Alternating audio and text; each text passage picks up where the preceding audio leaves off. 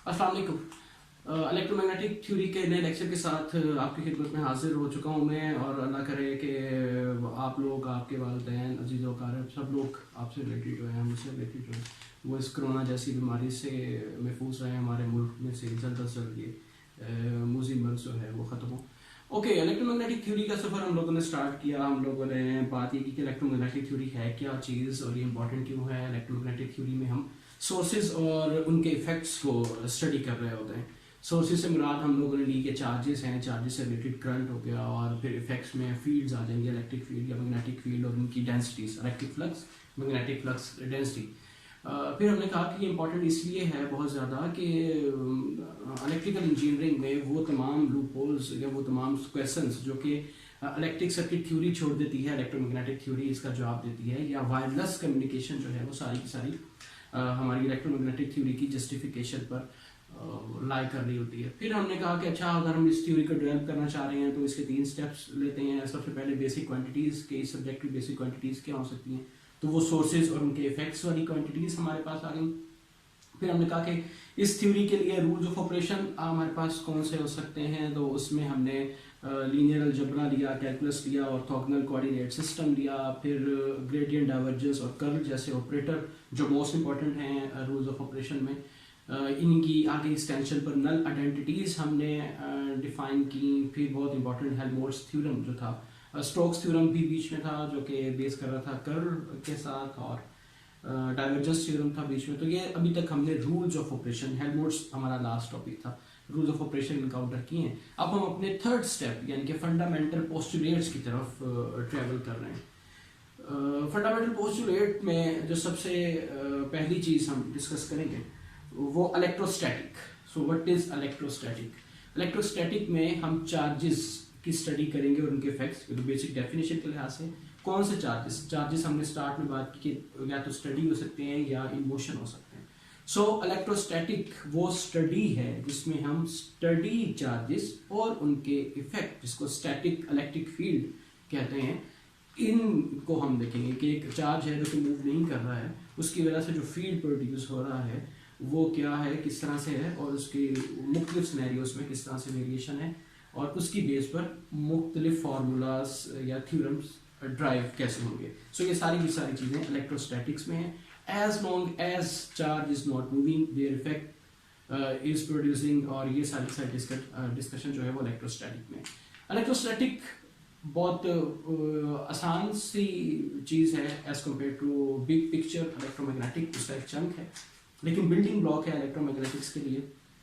Like आप ये कह सकते हैं कि जब चार्ज मूव नहीं कर रहा तो जो स्टडी इलेक्ट्रिक फील्ड, जिसको हम स्टैटिक इलेक्ट्रिक फील्ड कह रहे हैं, वो प्रोड्यूस हो रहा है और रिजल्टेंट मैग्नेटिक फील्ड प्रोड्यूस नहीं हो रहा। So the situation is relevantly very easy. इसकी इंपॉर्टेंस में ये है कि बहुत से नेचुरल फेनोमेना जो हैं वो इससे आप जस्टिफाई करवाते हैं, उसकी एक्सप्लेनेशन जो है वो इलेक्ट्रोस्टैटिक देती है। मिसाल के तौर पर कोरोना, ये वर्ड आपकी बुक में लिखा हुआ है। बेसिकली ये कोरोना वायरस वाला कोरोना नहीं है। कोरोना जो है वो एक इम्बार्क को, यानी कि एक बहुत सी चीज़ हो एकदम से, जैसा कि नोजल में से जब पानी निकलता है एक प्रेशर के साथ, उस तरह की चीज़ को भी हम कोरोना कहते हैं। इलेक्ट्रोमैग्नेटिक्स में कोरोना वो इफेक्ट है जब हाई इलेक्ट्रिक फील्ड जो है वो किसी हाईली कंडक्टिव सरफेस से इमर्ज करते हैं, तो वो अपने इर्द गिर्द जिस इमर्जिंग सोर्स से वो निकलते हैं, हाईली कंडक्टिव मटेरियल से, तो अपने इर्द गिर्द आयनाइज्ड वो कर लेते हैं, एक क्लाउड सा बन जाता है जो आयंस का होता है। ठीक, तो उस क्लाउड को जो कि चार्जेस का क्लाउड कहलाता है, इन सिंपल वर्ड्स आप कोरोना कह सकते हैं। तो कोरोना की जो जस्टिफिकेशन है कि कोरोना के इफेक्ट्स नेचर में मुख्तलिफ मुकामात पर क्यों प्रोड्यूस होते हैं, कोरोना इलेक्ट्रोमैग्नेटिक्स वाला, इलेक्ट्रिक वाला, वो क्यों प्रोड्यूस होते हैं, तो उसकी जस्टिफिकेशन भी इलेक्ट्रोस्टैटिक देता है। इसके अलावा जो आपके इंडस्ट्रियल बहुत से इंपॉर्टेंट माइक्रोफोन है और इंक जेट टेक्नोलॉजी जो है, इंक जेट प्रिंटर का नाम आपने सुना होगा, तो ये सारे के सारे जो डिवाइसेस हैं ये ऑपरेट करते हैं इलेक्ट्रोस्टैटिक के प्रिंसिपल पर। ओके, सो ये तो थी चीज़ इलेक्ट्रोस्टैटिक की डेफिनेशन और उसकी इम्पोर्टेंस है। सो ओके, सो जो सबसे पहली चीज़ हमारे पास इलेक्ट्रोस्टैटिक के इंट्रोडक्शन में आती है, जो कि हमने एलिमेंट्री फिजिक्स में इससे पहले देखी हुई थी, वो कॉलम्स लॉ था। कॉलम्स लॉ सिंपल सी बातें हमें बताता था कि अगर आपके पास दो चार्जेस हैं, let's say Q1 and Q2 आपके पास हैं, और वो एक दूसरे को अट्रैक्ट या रिपेल कर रहे हैं डिपेंडिंग अपॉन पॉजिटिव पॉजिटिव या नेगेटिव नेगेटिव, तो ये जो इनके दरमियान में फोर्स डेवलप हो रही है ये डिपेंड करेगी इन दोनों की मल्टीप्लिकेशन से, इन दोनों के प्रोडक्ट से, और इसके बाद जो इनके दरमियान में डिस्टेंस है R12 इसका स्क्वायर के, इसके इनवर्सली प्रोपोर्शन, जितना कम डिस्टेंस उतनी ज्यादा फोर्स, जितना ज्यादा डिस्टेंस उतनी कम फोर्स। ओके, और इसके अलावा एक कांस्टेंट था, ये कांस्टेंट डिपेंड करता था कि किस सिनेरियो में, किस मीडियम में आपके ये चार्जेस वगैरह रखे हुए, फ्री स्पेस में हैं, कॉपर में है, कहाँ पर है। ओके, इसके साथ साथ ये वेक्टर है, ये फोर्स, तो ये इसकी डायरेक्शन भी देगी कि किस डायरेक्शन में Q1 एंड Q2 की जो फोर्स है वो अप्लाई हो रही है। ओके, सो ये आपके पास जो हमारे पास इलेक्ट्रोस्टैटिक की सबसे पहली पिक्चर, जो हमारे पास सबसे पहला कैनवस आया था वो कॉलम्स लॉ से था, जो कि हमारे पास इस तरह की दो चार्जेस के दरमियान की फोर्स को डिस्क्राइब कर रहा था। वो कॉलम लॉ हमारे पास यहाँ पर भी ट्रू है, लेकिन अब हम जो कॉलम्स लॉ की डेरिवेशन करेंगे वो फंडामेंटल पोस्टुलेट्स की बेस पर अभी कुछ देर तक हम करेंगे। कॉलम्स लॉ स्टडी करेंगे, स्टोक्स लॉ वगैरह जितने भी हैं। रिमेंबर कि हमने लास्ट आर्टिकल में, लास्ट टॉपिक में हेल्महोल्ट्ज़ थ्योरम में बात की थी कि हेल्महोल्ट्ज़ थ्योरम ये कहता है कि किसी भी वेक्टर को आप डिफाइन कर सकते हैं अगर आपकी डाइवर्जेंस और कर्ल हर जगह पर डिफाइंड हो। सो हम इलेक्ट्रिक फील्ड या इसके जो फंडामेंटल पोस्टुलेट्स हैं इनको भी इसी पैटर्न पर लेके चलेंगे कि डाइवर्जेंस और कर्ल जो हैं वो वेक्टर्स के डिफाइन होंगे, और हम उसकी बेस पर आगे अपने जो चीज़ें हैं वो लेके चलेंगे, instead of using previous experimental data like ये कॉलम्स की एक्सपेरिमेंटल बेस डिराइव्ड इक्वेशन। इसकी बजाय हम हेल्महोल्ट्ज़ थ्योरम का सहारा लेते हुए, यानी कि डाइवर्जेंस और कर्ल ऑफ द क्वांटिटी का सहारा लेते हुए हम अपनी रेस्ट ऑफ द इलेक्ट्रोस्टैटिक की डिस्कशन करेंगे। सो जो हमारा सबसे पहला टॉपिक है इसमें, सबसे पहले हम अपने फंडामेंटल पोस्टुलेट्स ऑफ इलेक्ट्रोस्टैटिक्स इनको डेवलप करेंगे, और फिर इनकी एक्सटेंशन पर फिर आगे हम मुख्तलिफ थ्योरम्स को देखते जाएंगे। सो फंडामेंटल थ्योरम ऑफ पोस्टुलेट्स के लिए हम अगेन हेल्महोल्ट्ज़ थ्योरम यानी कि डाइवर्जेंस और कर्ल का सहारा लेंगे। ओके जी, fundamental postulates of electrostatic in free space. मैं बताता हूँ कि ये सारा कुछ क्या लिखा हुआ है, डोंट वरी। सो हमने स्टार्ट में बात की कि बेसिक क्वांटिटीज़ हैं। बेसिक क्वांटिटीज़ में हम जो है ना वो पिक करेंगे जस्ट चार्ज को, और इस तरह ही हमारे पास जो बेसिक सोर्सेज थे क्वांटिटीज, बेसिक क्वांटिटीज़ में इफेक्ट्स जो हमारे आ रहे थे वो इलेक्ट्रिक फील्ड था, मैग्नेटिक फील्ड था, इलेक्ट्रिक फ्लक्स और मैग्नेटिक फ्लक्स डेंसिटी था। तो यहाँ से जस्ट हम पिक कर लेते हैं इलेक्ट्रिक फील्ड को, ताकि हमारा काम जो है वो सिंपल रहे। इस तरह जो हमने बेसिक यूनिट्स पढ़े थे उसमें से, बेसिक यूनिट से मुराद के हम किसी भी मटेरियल में हो सकते हैं, लेकिन हम एप्सिलॉन नॉट की बात कर लेते हैं इलेक्ट्रिकली, यानी कि हम फ्री स्पेस के अंदर बात कर रहे हैं। ठीक, सो अगर हमारे पास डाटा सेट में just source, charge density, okay, effect electric field, और हमारे पास मीडियम फ्री स्पेस हो गया। ओके, सो अब जस्ट हम इनको लेकर fundamental postulates of electrostatic develop करने की कोशिश करते हैं। अगर मैं आपको रिवाइज करवा दूं कि ये इलेक्ट्रिक फील्ड इंटेंसिटी क्या थी। इलेक्ट्रिक फील्ड इंटेंसिटी हमारे पास सिंपल सी बात थी कि अगर आपके पास एक कॉलम चार्ज रखा हुआ है किसी इलेक्ट्रिक इंटेंसिटी वाली इन्वायरमेंट में, तो उस कॉलम चार्ज को जो फोर्स फील हो रही होगी उसको हम जो था वो इलेक्ट्रिक फील्ड इंटेंसिटी कह रहे थे। Free space is an electric property, parameter है हमारे पास किसी भी मीडियम का, तो जब मीडियम के अंदर कोई भी चीज़ जस्ट फ्री स्पेस होगी। और ये रो था हमारे पास वॉल्यूम चार्ज डेंसिटी, मतलब ये कि आपके पास smallest possible number of charges जो हैं वो प्लेस किए गए हों स्मॉलेस्ट पॉसिबल वॉल्यूम है, यानी कि limit tends to be is equal to 0। इसके ऊपर हमने discussion, coulomb per metre cube unit था इसका, इसके ऊपर हमने डिस्कशन की थी कि स्मॉलेस्ट पॉसिबल वॉल्यूम से क्या मुराद है। सो ये वो वॉल्यूम होगा जहाँ पर एक इतना मिनिमम वॉल्यूम हो जिसके अंदर एक्यूरेट अमाउंट ऑफ चार्ज आप प्लेस कर सकें, और इतना बड़ा होना चाहिए ये कि आपके पास maximum amount of charge in that region वो भी इसके अंदर समा सके। सो जब हमने थोड़ी सी और एक्सप्लेनेशन दी थी तो हमने कहा था कि फॉर एग्जाम्पल अगर इस कमरे को मुझे स्मॉलेस्ट पॉसिबल वॉल्यूम में डिवाइड करना पड़े तो हो सकता है कि ईंट का साइज जो है वो स्मॉलेस्ट पॉसिबल हो, जबकि अगर इस बोर्ड को मुझे स्मॉलेस्ट पॉसिबल वॉल्यूम में हो तो सकता है जस्ट एक चंक इसका टुकड़ा। तो ये दोनों हमारे वॉल्यूम चार्ज डेंसिटी में डिफरेंशियल चेंज इन वॉल्यूम जो है स्मॉलेस्ट पॉसिबल वॉल्यूम जो हम कह रहे हैं वो डिपेंड करता है हमारे एक्सपेरिमेंटल सेटअप के ऊपर। अच्छा, तो ये हमने पहले डिस्कशन की हुई थी। Okay, back to the topic के फंडामेंटल पोस्टुलेट्स। तीसरी चीज जो हम पिक करने लगे हैं इनके अलावा, बेसिक क्वांटिटीज के अलावा, वो था हेल्महोल्ट्ज। हमने कहा कि हम हेल्महोल्ट्ज थ्योरम को यूज करेंगे, यानी कि हम बेसिक क्वांटिटी का डाइवर्जेंस और कर्ल देखेंगे और वो हमारा डिफाइन करेगा fundamental postulate in the electrostatic. Okay, so experimentally ये बात वेरीफाई हुई कि अगर आपके पास कोई स्टैटिक इलेक्ट्रिक फील्ड है, स्टैटिक इलेक्ट्रिक फील्ड कैसे प्रोड्यूस हुआ था? आपके चार्जेस स्टैटिक थे, वो मूव नहीं कर रहे थे, तो उनकी वजह से जो आपके पास फील्ड प्रोड्यूस हुआ वो।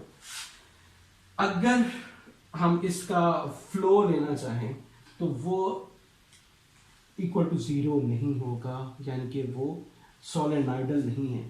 वो डिपेंड करेगा दो चीजों पर। नंबर वन, जितना उस वॉल्यूम में या जितना उस जगह पर आपके पास एरिया में चार्ज रखा है, ठीक, ये हमने चूंकि रो से मुराद फिलहाल हम वॉल्यूम चार्ज जैसे ले रहे हैं, तो फ्लक्स जितना उस वॉल्यूम के अंदर लाइंस आ या जा रही होंगी, उसका फ्लो जितना है वो डिपेंड करेगा कि उसके अंदर चार्ज कितना रखा है। अभी हम इसको थोड़ा और एक्सप्लेन करेंगे जब ब्रॉडर सेंस में जाएंगे, और वो किस मीडियम के अंदर रखा है। एज आई सेड कि हम अपनी सिंप्लिसिटी के लिए जस्ट फ्री स्पेस का डिस्कशन कर रहे हैं। So it is the first fundamental postulate कि del dot E is equal to rho over epsilon naught. Okay, इसकी अगर हम थोड़ी और डिटेल में जाएं तो ये कि जनाब आपके पास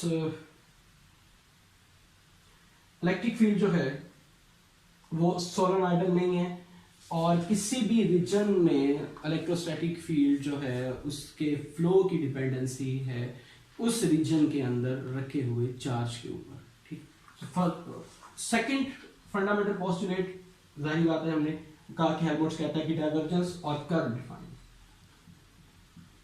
that is equal to zero. Second fundamental postulate of electrostatic ये कहता है कि electric field, static electric field conservative है, इरोटेशनल है, कर्ल फ्री है। यानी कि अगर स्टैटिक इलेक्ट्रिक फील्ड किसी सरफेस के गिर्द कंप्लीट पाथ लेता है, किसी पॉइंट से स्टार्ट करता है और वापस उसी पॉइंट पर आता है, so net amount of the vector जो है that will be equal to zero, यानी कि curl of static electric field is equal to zero. Okay, इसके बाद ये हमारे पास जो है ये दोनों इक्वेशंस, ये डिफरेंशियल फॉर्म है फंडामेंटल पोस्टुलेट्स ऑफ इलेक्ट्रोस्टैटिक की, यानी कि ये दोनों इक्वेशंस हमें किसी पॉइंट के ऊपर वैल्यूज बता सकती हैं कि फंडामेंटल पोस्टुलेट किसी पॉइंट को, जैसा for example del dot E या verify the fundamental postulate at point 110 या 1-35, तो फिर आप ये वाली इक्वेशंस का काम ले सकते हैं। लेकिन प्रॉब्लम ये है कि प्रैक्टिकल लाइफ में आपको ओवरऑल कंप्लीट ज्योमेट्री की इंफॉर्मेशन चाहिए होती है, एंड यू नो कि जब हम कंप्लीट ज्योमेट्री की बात करते हैं तो फिर हम इंटीग्रेशन का सहारा ले रहे होते हैं। ओके, सो डिफरेंशियल इक्वेशंस को हम, अगर it depends on the problem, अगर तो आपका प्रॉब्लम किसी पॉइंट से रिलेटेड है कि किसी आपके पास स्फेरिकल कोऑर्डिनेट है और उसमें आपने 190 एंड 0 डिग्री के ऊपर आपने जो है वो देखना है कि इलेक्ट्रोस्टैटिक फ्लक्स कितना है या rotation of the electric field जो है वो वाकई ही वहाँ पर जीरो है, तो फिर आप जो है differential form of electrostatic postulate of electrostatic use करेंगे। लेकिन अगर आपके पास एक पूरे का पूरा स्फीयर है, फॉर एग्जाम्पल अगर आपके पास फुटबॉल आ गया या आपके पास एक क्यूब आ गया और आपसे कहा जाए कि फंडामेंटल पोस्टुलेट्स यहाँ पर वेरीफाई करें इसके अंदर, ठीक है, इलेक्ट्रोस्टैटिक के फंडामेंटल पोस्टुलेट्स, तो फिर आपके पास इंटीग्रल फॉर्म्स आएंगी जो कि पूरे के पूरे वॉल्यूम या पूरी की पूरी सरफेस की बात करें। ओके, सो हम इस पर चलते हैं। इंटीग्रल फॉर्म्स,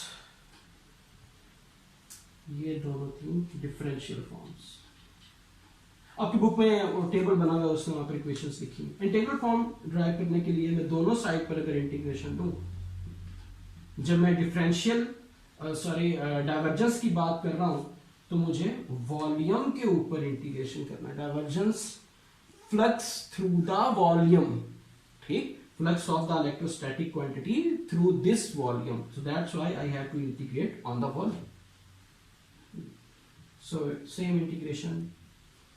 Okay, हमने चार्ज डेंसिटी की बात की कि हमने पूरी की पूरी ज्योमेट्री को छोटे छोटे वॉल्यूम्स में डिवाइड किया।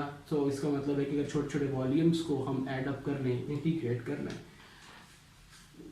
तो जो हमारे पास कंप्लीट अमाउंट आएगी that is a net amount of charge in that volume.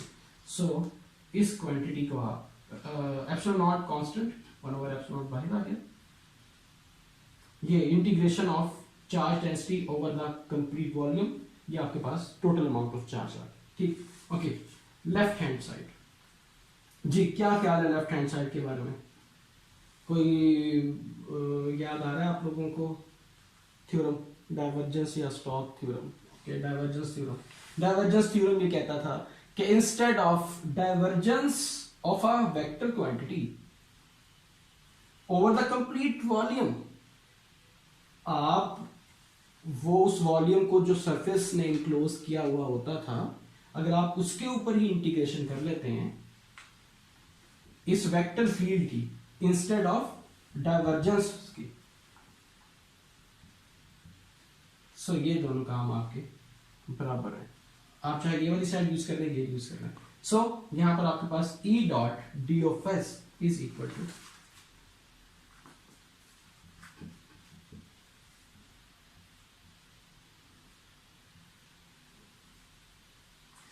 ये आपके पास इंटीग्रल फॉर्म है first fundamental postulate of electrostatic की, जिसको हम कहते हैं गॉसेस लॉ। डिटेल में गॉसेस लॉ हम नेक्स्ट लेक्चर में इंशाल्लाह देखेंगे। फिलहाल ये इक्वेशन फिजिकली ये बात कर रही है कि अगर किसी वॉल्यूम में आपके पास इलेक्ट्रिक फ्लक्स मौजूद है और आप वो इलेक्ट्रिक फ्लक्स निकालना चाहते हैं, उसको काउंट करना चाहते हैं कि वो कितना है, तो वो डिपेंड करेगा जितना उस फ्लक्स, उस बॉडी के अंदर चार्ज आपने स्टोर किया था।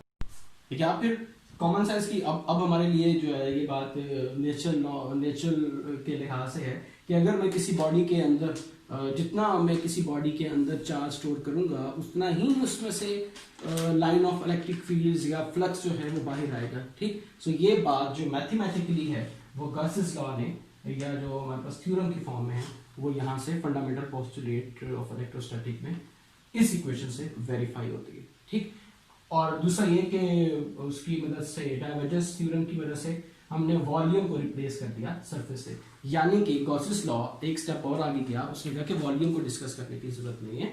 अगर आप सरफेस के ऊपर आ जाते हैं, एक फुटबॉल है, ठीक है, एक स्फीयर है, उसके अंदर आपने कुछ अमाउंट ऑफ चार्ज रखी हुई है, डिफरेंट जगह पर चार्ज को आपने डिस्ट्रीब्यूट किया हुआ ताकि आप चार्ज डेंसिटी की तरफ चले जाएं। ओके, सो उसमें से जो इलेक्ट्रिक लाइंस ड्राइव होंगी उसके लिए आपको पूरे के पूरे फुटबॉल या आपके पूरे स्फीयर को डिस्कस करने की जरूरत नहीं है, आप उसकी सरफेस के ऊपर आ जाएं।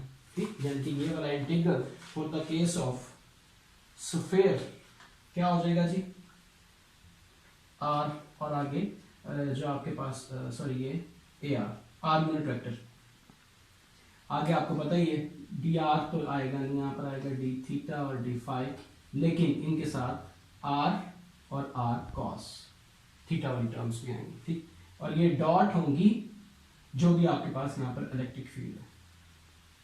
ठीक है जी, सो ये आपके पास एक इंटीग्रल होगा स्फेरिकल कोऑर्डिनेट में। जब सरफेस की बात करते हैं, आप लोगों ने सेशनल के अंदर ये वाला काम किया हुआ था कुछ लोगों ने, जब स्फेरिकल कोऑर्डिनेट है तो एक सरफेस बनेगी, अगर सिलेंड्रिकल कोऑर्डिनेट है तो दो सरफेसेस बनेगी, एक तो जी के ऊपर नॉर्मल, एक आर के ऊपर नॉर्मल, और जब कार्टेशियन कोऑर्डिनेट है तो फिर आपके पास तीन सरफेसेस बनेंगी, जिस तरह आपकी दो एग्जांपल्स के अंदर है कि जहाँ पर कार्टेशियन कोऑर्डिनेट की बात हो रहा है तो वो 6 सरफेसेस, ये पॉजिटिव एक्स, उसका मिरर नेगेटिव एक्स। ठीक, लेकिन जब कार्टेशियन सिलेंड्रिकल की बात हो रही है तो आपके पास पॉजिटिव जी, नेगेटिव जी और नॉर्मल वेक्टर आर के ऊपर। ठीक, थीटा की प्लेन नहीं बन रही। सिमिलरली जब स्फेरिकल कोऑर्डिनेट की बात आई तो सरफेस एक बन गई, यानी कि आर वेक्टर जहाँ पर नॉर्मल था, सो वो आर और सॉरी थीटा और फाई के अंदर जो सरफेस बनी वो बन गई। ओके, सो ये हमारे पास था first fundamental integral form of first fundamental postulate of the electrostatic. ये रही डिफरेंशियल फॉर्म, ये रही इसकी इंटीग्रल फॉर्म।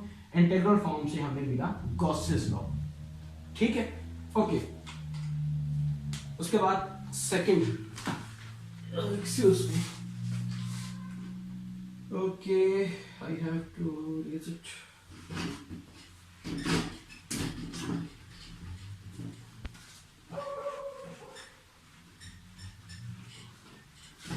ओके जी, सेकेंड फॉर्म डिफरेंशियल फॉर्म थी हमारे पास इक्वल टू 0।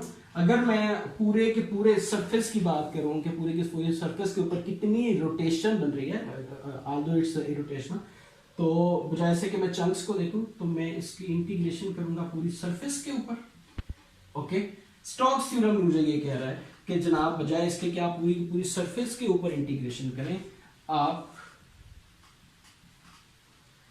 इस वेक्टर क्वांटिटी का, यानी कि इस वेक्टर क्वांटिटी को जस्ट कंटूर, वो क्लोज पाथ जो कि आपकी सरफेस को घेरे हुए है, ठीक, आप सिर्फ और सिर्फ उसके ऊपर लाइन इंटीग्रेशन करना, contour. Okay, so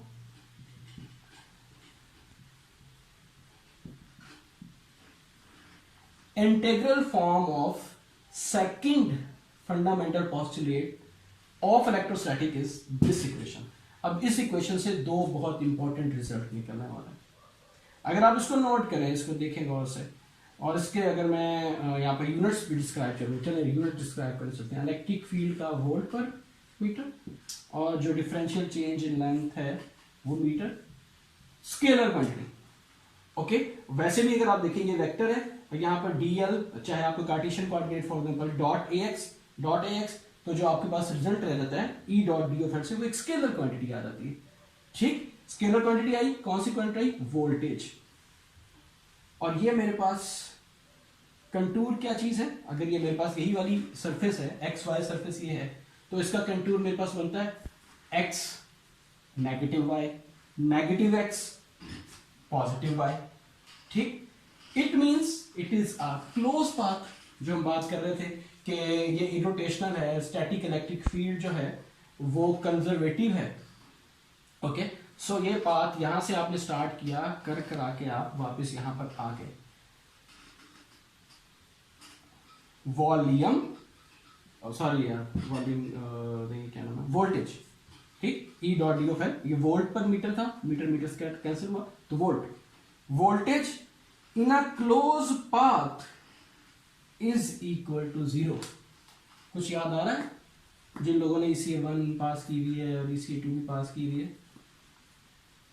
close path में वोल्टेज 0 होता है।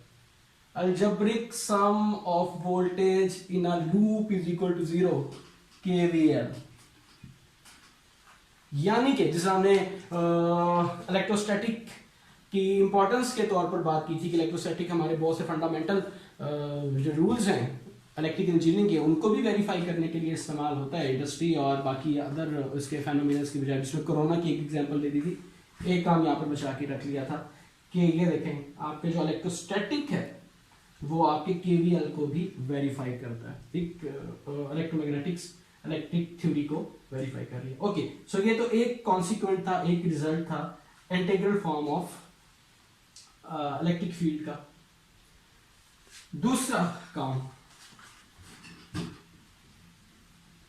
इसी सेकंड पोस्टुलेट से जो हम एक और चीज ड्राइव कर रहे हैं, जो देखना चाह रहे हैं, वो ये कि जो इलेक्ट्रिक फील्ड है, ये वेक्टर स्केलर इलेक्ट्रिक फील्ड जो है, ये वाली क्वांटिटी, ये इंडिपेंडेंट ऑफ पाथ है। लेट्स से आप एक अमाउंट ऑफ चार्ज जो है इसको मूव करवाना चाह रहे हैं from point P1 two point P2, और जो पाथ आपने चूज किया है वो ये C1 पाथ, ठीक। अगर मैं इस पाथ की इक्वेशन लिखूं, सो मैं लिखूंगा contour C1 E dot B of L, इस चार्ज की जो वो है किसी भी पॉइंट के ऊपर, किसी भी जगह पर जो आपके पास बनेगी electric field, that is P1 to P2.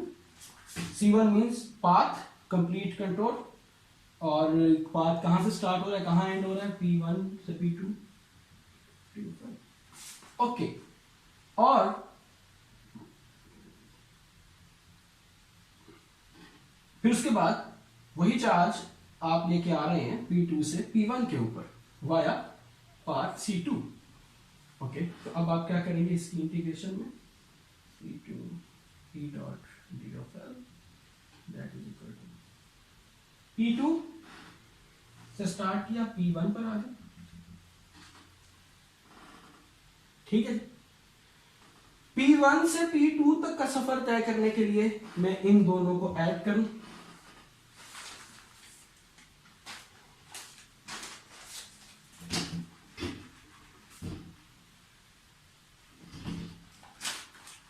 तो मेरे पास जो चीज बनती है P1 P2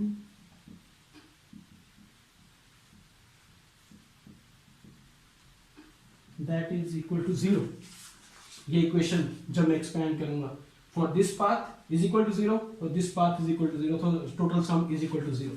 ओके ओके, हम कह रहे हैं कि डिपेंडेंट ऑफ पाथ है नेगेटिव,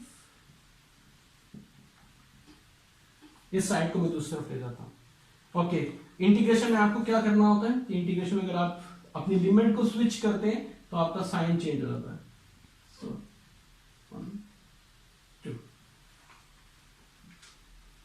इट मींस कि चाहे आप इस कंटूर को फॉलो करें, चाहे इस कंटूर को, चाहे आप इस पाथ को फॉलो करें, चाहे आप इस पाथ को फॉलो करें, स्टैटिक इलेक्ट्रिक फील्ड जो है वो आपका सेम वैल्यू देगा. सो ये दूसरा बहुत इंपॉर्टेंट रिजल्ट जो है वो हमने second fundamental integral form of second fundamental postulate से निकाला है.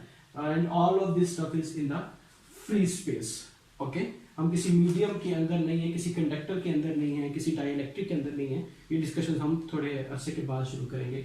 सो फिलहाल आप लोगों के लिए जो आज के टॉपिक में बात थी, ये लास्ट टॉपिक जो है थोड़ा लेंथी हो गया था, तो आज मैंने कहा कि जस्ट फंडामेंटल पोस्टुलेट्स का इंट्रोडक्शन दे दिया जाए, उसके बाद फिर हम नेक्स्ट टाइम इसको कंटिन्यू करेंगे. मोर ओवर ये कि मैं हेल्महोल्ट्ज की कोई एक टास्क असाइनमेंट दे दूंगा.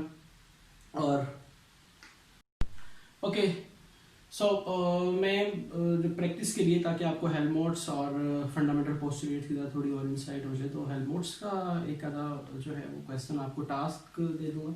इन द लास्ट फिर हम इन टास्क को कंबाइन करके असाइनमेंट के तौर पर कंसीडर कर लेंगे. लेट्स सी कि किस तरह से पॉलिसी आती है, यानी उसके मुताबिक हम डिज़ाइन कर लेंगे. ओके, और दूसरा ये कि आपका प्रॉब्लम है 3.10 जो कि स्टैटिक से रिलेटेड, यानी कि जो हमारे आज का टॉपिक था फंडामेंटल पोस्टुलेट, उससे रिलेटेड है. ये मैं आपको दे रहा हूँ 3.10. इसका जस्ट हिंट मैं यहाँ पर लेके चल रहा हूँ, थोड़ा सा मैं एक्सप्लेन करता हूँ, क्वेश्चन को हिंट देता हूँ. मैथमेटिकल काम आप लोगों ने खुद से करना है, इट्स योर टास्क. ओके, सो 3.10 में वो कह रहा है कि assuming that the electric field intensity, जो इलेक्ट्रिक फील्ड इंटेंसिटी वो दे रहा है, चलो जिसने बात आसान कर दी, कार्टेशियन कोऑर्डिनेट सिस्टम आ गए, 100 टाइम्स x और वोल्ट पर मीटर है. इलेक्ट्रिक फील्ड इंटेंसिटी जो है उसकी ये वाली क्वांटिटी है. Find the total electric charge contain inside sorry, Q total आपने फाइंड आउट करना है. अच्छा, कब? उसने अब आगे दो केसेस दे दी, दो ज्योमेट्रीज दे दी. जिस तरह हम बात करते हैं ना कि फुटबॉल ले लें या किसी स्फीयर की बात कर रहे हैं, तो उसने आगे से जो है ना वो एक कार्टेशियन की और एक सिलेंड्रिकल कोऑर्डिनेट सिस्टम की एग्जांपल ज्योमेट्री दे दी कि अगर ये ज्योमेट्रीज हो और इलेक्ट्रिक फील्ड वही हो, तो आपने ये बताना है कि सोर्स जो था वो कितना था, यानी कि चार्ज कितना थे. अच्छा, सो अगर आपको अभी फंडामेंटल पोस्टुलेट्स जिससे हम गो थ्रू हुए हैं वो याद हो, तो हमने कहा कि ये बात कर रहा है total, find the total electric charge. तो हमने कहा कि फंडामेंटल पोस्टुलेट्स की दो फॉर्म्स हैं, एक है डिफरेंशियल, एक है इंटीग्रल. डिफरेंशियल किसी पॉइंट के लिए है और इंटीग्रल जो है वो ओवरऑल यानी कि टोटल की बात. तो अब आपने ये सेंस करना है, आपको समझ आ जानी चाहिए कि आपके जो फंडामेंटल पोस्टुलेट्स की बात हो रही है, जो इक्वेशंस आपने चूज करनी है वो आपकी है related to the integral part. ठीक है, यानी कि depending upon the problem and their asking question आपने फंडामेंटल पोस्टुलेट की इक्वेशन चूज कर ली। ओके, सेकंड थिंग वो बात कर रहा है कि टोटल अमाउंट ऑफ चार्ज बताएं। ओके, अब आपके पास इंटीग्रल में भी दो तीन चीजें,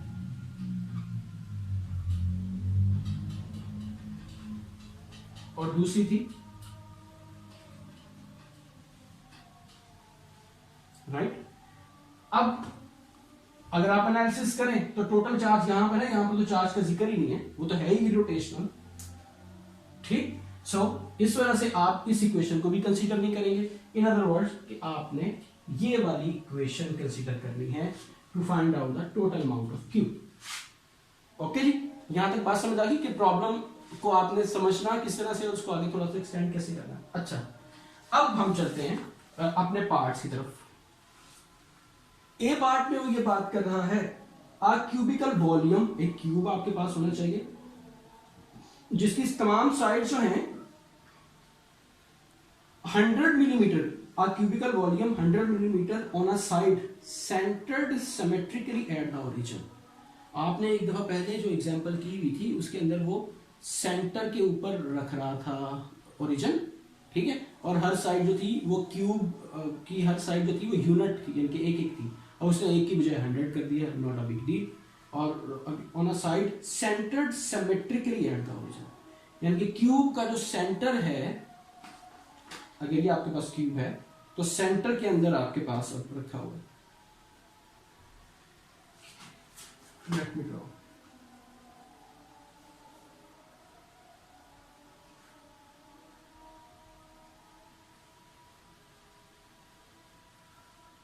ये क्यूब हो गया जी, ठीक। ऑन साइड, एक साइड जो है वो 100 मिलीमीटर की होगी,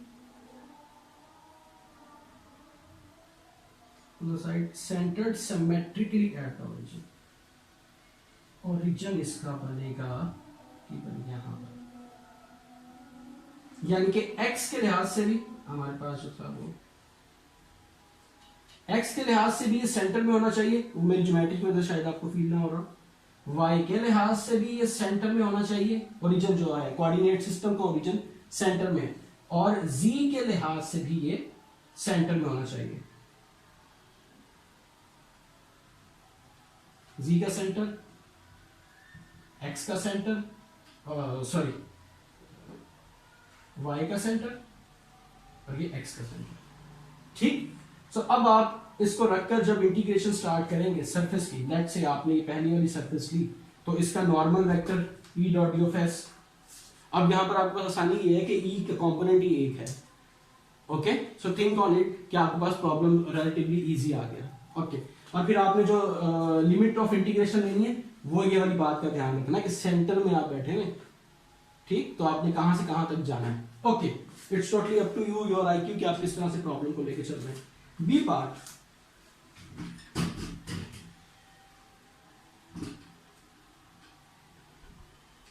a cylindrical volume